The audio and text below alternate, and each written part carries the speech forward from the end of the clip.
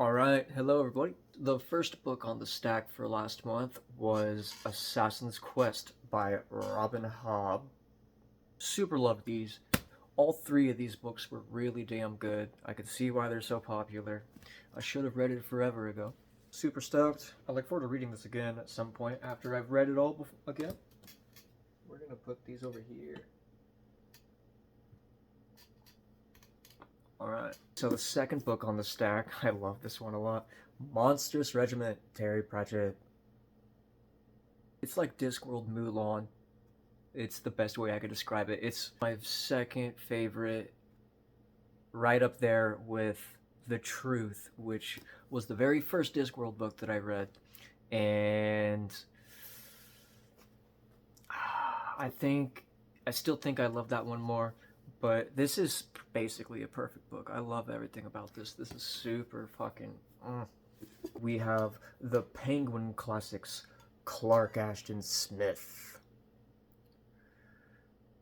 The Dark, Eidolon, and Other Fantasies.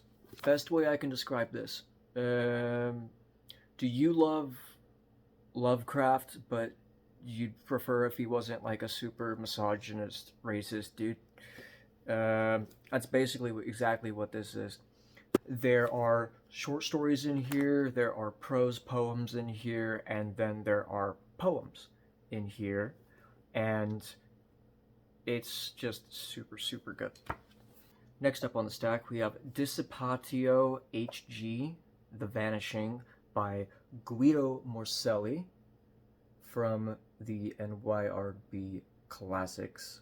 Essentially, one man wakes up and realizes that he is the very last person in the world, and he just walks around and looks, and he sees the world, and he thinks about what's going on and the implications, and it's just like 200 pages of just philosophical thought. No Longer Human by Osamu Dazai. This one makes me think a lot of a Japanese Anakavan. You may have read Ice. This is a lot just bleak, downtrodden mental illness, loneliness, isolation, self-othering. It's super bleak. I've been reading a lot. I read a lot of bleak, so this definitely fit right in there with that. Super good. Came out in, I believe, the 40s? 1958. Alright, yeah. Super. Super. The Woman in the Dunes. This book was absolutely fascinating. School teacher goes to the beach to do a bit of entomology. I believe it's entomology, that's the bugs. He's looking at bugs, he's looking at sand bugs. And he basically ends up falling into his own little Greek myth to where they have to shovel sand in order to survive. That is constantly flowing in around them and they can't get out. And it's this it's a struggle. It's very Kafka. It makes me think so much of Kafka. It wants me to dive back in. It makes me want to jump back into... I've got the complete short stories of Franz Kafka up on that shelf right there, and I love dipping into it every once in a while. If you love Kafka, I would definitely say go for this. We've got a book that I wanted to love a bit more than I did, but I still thoroughly enjoyed. The Invincible by Stanislaw Lem. 1964. I read this one right before I read this next one I'm going to show you, and I think I definitely preferred this next one. This one, it was really fun. I kind of forgot a lot about it pretty much immediately after I read it. It didn't stick in my head. It was popcorn read, I think is how it is. I saw it 3 out of 5. Shroud by Adrian Tchaikovsky. I think this is one that came out this year. This guy is shitting out books like crazy. I read somewhere, or I heard somewhere, that he has 5 or 6 books scheduled to come out next year in 2026, which is kind of crazy.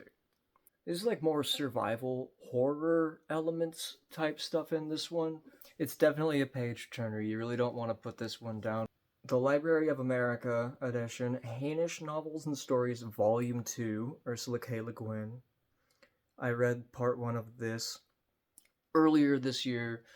Part 1 is the one that had the first 5 Hainish cycle novels, all the way up through The Dispossessed. This one here, as you see, is The Word for World is Forest, Stories, 5 Ways to Forgiveness, which is a small collection, independent collection of short stories by themselves, and then The Telling, which is like a little novella. This is a series of books, the Hainish cycle, that wasn't ever designed to be an actual like cohesive series. It's all kind of just little vignettes of different things going on at different times. It's absolutely gorgeous. I loved it. I cherish it. I have a good amount of these Le Guin Library of America books, and almost all of them have at least some bit of gold in them. Some of them are pure gold. The End of the World as We Know It. New Tales of Stephen King's The Stand.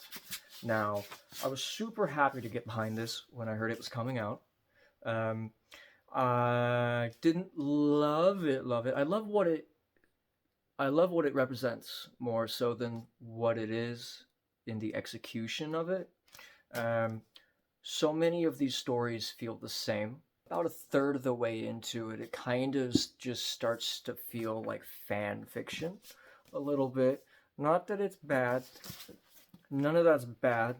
I'm not exactly the target for that type of thing. And last but not least, I read my Hansel and Gretel, Stephen King. This one came out last month. I got it. I pre-ordered it. I read it. I loved it more than I thought I would, actually. If you like Dark Tower, I definitely think you'll get a kick out of this. There's some Easter eggs in here. There's some major cool things that go on in here. This is a bit absurd. I've got a couple big books, really big books on the horizon for especially next month in November. So we're gonna be easing in off this. I'm happy that my first monthly wrap up is a strong one. So this next one, we can peter out after this. So, all right, guys, let me know what you guys read last month down in the comments. Cheers.